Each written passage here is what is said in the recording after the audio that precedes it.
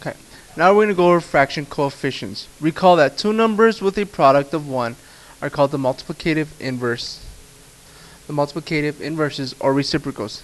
If the coefficient in a multiplication equation is a fraction, multiply each side by the reciprocal of the coefficient. Now remember, reciprocals were simply the flipped fraction. So if I had A over B, my reciprocal would be B over A. Okay. So now we're going to get into example number 3.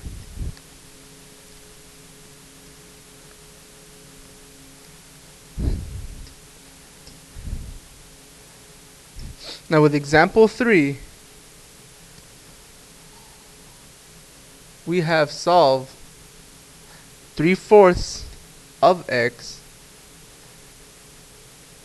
is equal to 12 over 20.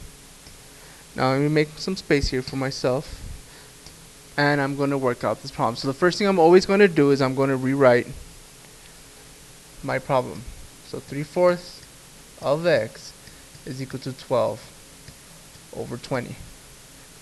Now I see here my coefficient is a fraction, and as my bar up here said, I must multiply by the reciprocal of the fraction to isolate, or to make the variable by itself, to get the letter by itself.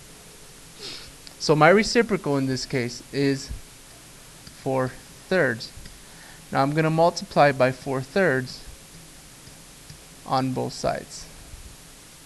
So here I can cancel out my 4 and my 3 and my 3, which is going to leave me 1 over 1 times 1 over 1, which is just going to be times x. So that's how my x becomes, or my variable is by itself. Now I have 12 times 4 and 20 times 3. Now I see that my 4 and my 20 can be simplified. So 4 can go into 4 one time, and 4 can go into 20 5 times. I can also see this with my 12 and my 3. 3 can go into 3 one time, and 3 can go into 12 4 times. Now that I have my simplified fraction, I'm just going to rewrite it. 4/5 times 1 over 1, which is equal to 4/5.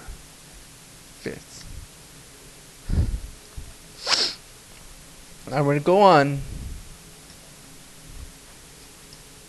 to example 4.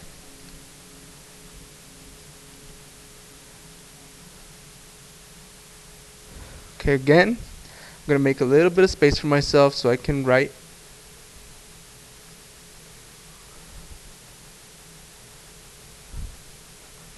And let me just make some space, and I'm ready to go. Okay, now here I see that my problem is -7/9 of d is equal to 5. So first thing again I'm going to do is I'm going to rewrite my problem. -7/9, let me make that 9 a little bit clearer, of d is equal to 5. Now again, I see that my coefficient is a fraction, and I need to find my reciprocal of my fraction. So I'm going to take it a step further. I'm going to be -7/9, and my reciprocal is 9/7. Now if you guys remember the properties for multiplying integers, if I multiply a positive and a negative integer, I'm going to end up with a negative answer.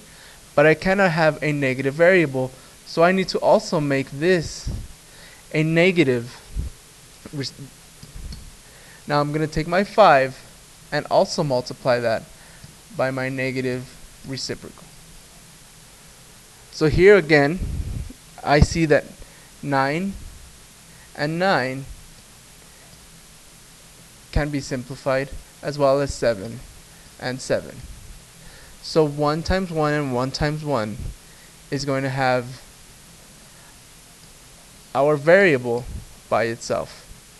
Now here I have 5 times -9 over 7. But my 5 is a whole number, and to make this whole number a fraction, remember we've covered it previously, we need to put it over a 1. Now we simply multiply our fractions.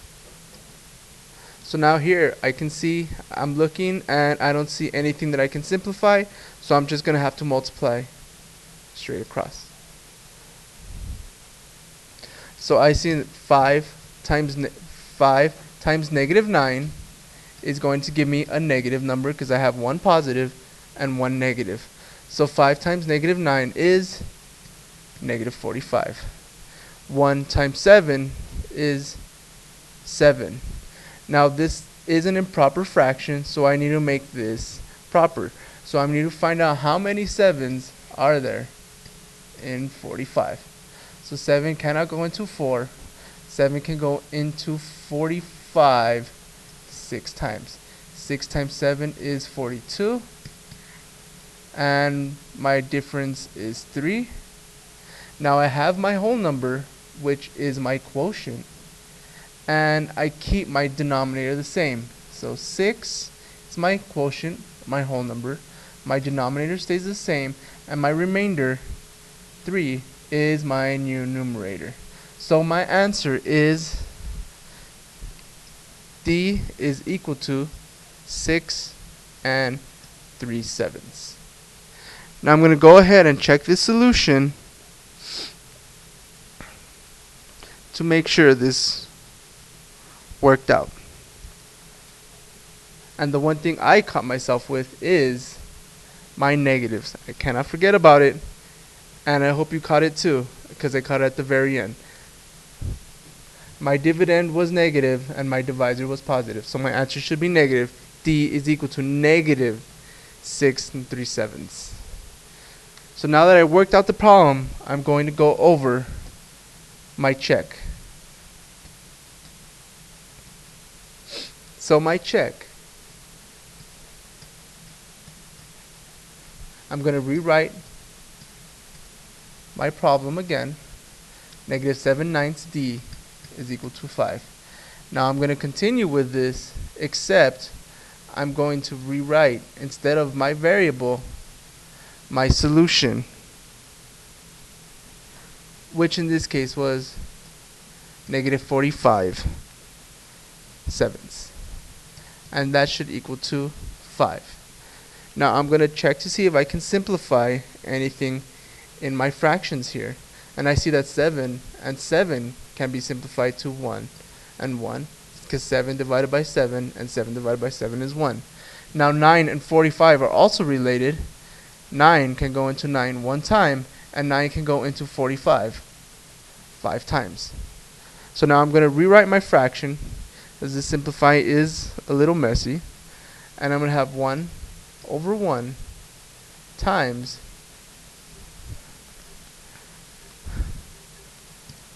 -5 over 1. Now I have -1 times -5, which is going to equal to +5. And 1 over 1, 1 times 1 is 1. And when we have a 5 over a 1, it is just going to be our whole number, which is 5. And does 5 equal to 5? It does, so my answer is correct. Now go ahead and try the got it problems, because you will be asked for one of these as either your entrance tickets or your exit tickets. For example 5, we have a small word problem, and it reads, Valerie needs 2/3 yard of fabric to make each hat for the school play.